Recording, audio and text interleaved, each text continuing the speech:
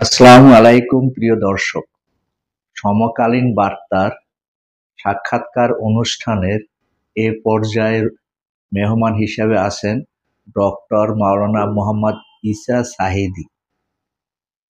চট্টগ্রামের কৃতি সন্তান ঈসা সাঈদী ঢাকা আলিয়া মাদ্রাসা থেকে ডবল কামেল, ঢাকা বিশ্ববিদ্যালয়ের ফার্সি বিভাগ থেকে মাস্টার্স ও পিএইচডি করেছেন।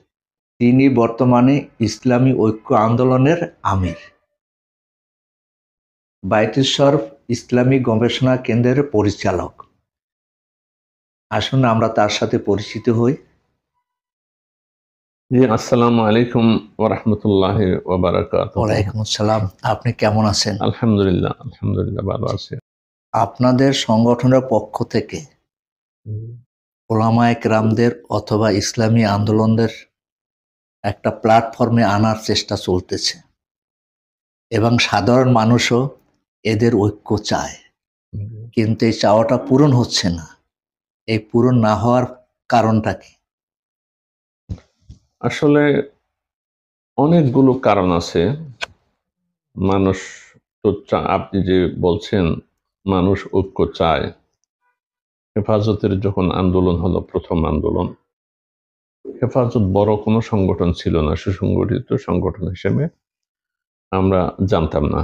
কিন্তু একটা দাবি, যেটা গণমানুষের আত্মার দাবি, মনের দাবি, আল্লাহ রসুলের শানে কিছু ব্লগার যখন বেয়াদবি করছিল, তার বিরুদ্ধে হেফাজত ডাক দিল শানে রেসালত নাম দিয়ে, আল্লাহ রসুলের শান মানকে উচ্চে তুলে ধরা, যারা রসুলের অবমাননা করে তাদের শাস্তির দাবিতে, বিচারের দাবিতে। তখন মানুষ স্বপ্ন দেখেছিল যে এই দাবির মধ্যে হয়তো আমাদের যে ইসলাম সম্পর্কে, ইসলামী রাষ্ট্র সম্পর্কে যে চাওয়া, সেটা পূরণ হবে। তখন ঝাঁপিয়ে পড়েছিল দল মত নির্বিশেষে, এবং সরকারি দলের সাথে, সরকারের সাথে কাছাকাছি যারা ছিল তারাও এখানে সামিল হয়েছিল। অর্থাৎ এই দেশের মানুষের মধ্যে ইসলাম চাওয়া, ইসলামী রাষ্ট্র, ইসলাম প্রতিষ্ঠিত হোক, এটা চাওয়ার মধ্যে কোনো ধরনের দুর্বলতা এবং ত্রুটি আছে আমি মনে করি না, এবং জনগণের মধ্যে প্রচন্ডভাবে ইসলামী ঐক্য বিরাজ করছে। সমস্যা হলো ইসলাম যারা কথায় ইসলামী সংগঠনগুলো, আন্দোলনগুলো, আমরাও মনে করি আমরা সেই জনগণের চাওয়াকে একটা বাস্তব রূপ দিতে পারি নাই। কথায় বলে আজান দিয়েছে কিন্তু ইমামতির সময় নাই। আজান দিয়েছে, মানুষ আসছে নামাজ পড়ার জন্য, নামাজ পড়ার জন্য আর ইমাম সাহেবকে খুঁজে পায় না। মানুষের অবস্থা হয়েছে সেটা। এই জন্য মূলত যে ইসলামী সংগঠনগুলো সঠিকভাবে নেতৃত্ব দিতে পারতেছে না, সঠিক পথে পরিচালিত করতে পারতেছে না জনগণকে, জনগণের চাওয়াকে, এই জন্যই ঐক্যটা হচ্ছে না। না পারার কারণটা কি?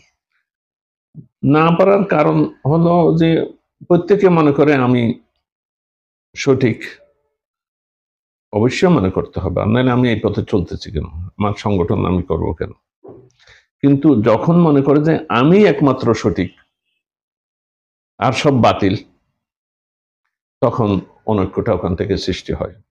ইদানিং দুই একটা যে প্রোগ্রামে আমরা লক্ষ্য করেছি যে না, সংগঠন আমার ঠিক আছে, কিন্তু আমার সংগঠনের প্রোগ্রামগুলোতে অন্যান্য দলের লোকদেরকে আমি দাওয়াত করতেছি, আসতেছে, বক্তব্য রাখতেছে। এটা একটা হৃদ্যতার সৃষ্টি হয়, এবং এটা ঐক্যের পথে একটা বড় ধরনের পদক্ষেপ মনে করি। এবং এতে এটাও প্রমাণ হয় যে হ্যাঁ, শুধু আমি সঠিক, অন্যরা বাতিল, মিথ্যা, ভ্রান্ত, এই ধারণাটা আর থাকে না। তাহলে অনেকেই সত্যের পথে, ন্যায়ের পথে, ইসলামের পথে কাজ করতেছে, আমিও সেই কাজ করতেছি। এই উপলব্ধিটা যদি বাস্তব হয়, কৌশলগত না হয়, একটা হলো কৌশলগত, যে আমি আমার দলকে একটু জনপ্রিয় করার জন্য তাদেরকে দাওয়াত দিলাম, না, আন্তরিকভাবে যদি এরকম হয়, তাহলে আমরা নামাজ পড়তেছি, বিভিন্ন মসজিদে পড়তেছি, কিন্তু মসজিদে মসজিদে তো হানাহানি নেই, আল্লাহর ওয়াস্তে। এই সংগঠনগুলো সেরকম ভূমিকা নিতে পারে, বিভিন্ন স্কুলের মতো। ছাত্ররা পরীক্ষা দেয় এক জায়গায়, সেন্ট্রাল পরীক্ষা। আমরাও যখন আন্দোলন শুরু হয়ে যাবে, তখন আমরা এক হয়ে যাব। কিন্তু এই আন্দোলন যে শুরু করবে, সেই শুরু কর্ণমালা নাই, সত্যিকার অর্থে এটাই হলো সমস্যা। তো কেন নাই এটা তো প্রত্যেকে বলতে পারবে কেন নাই, কিন্তু বাস্তবে আমরা দেখতেছি যে আন্দোলন শুরু করা ইসলাম প্রতিষ্ঠার জন্য যে আগে যেটাকে আমরা জিহাদ বলি, এই জিহাদ ইসলাম প্রতিষ্ঠা জিহাদের পথে আমরা নাই।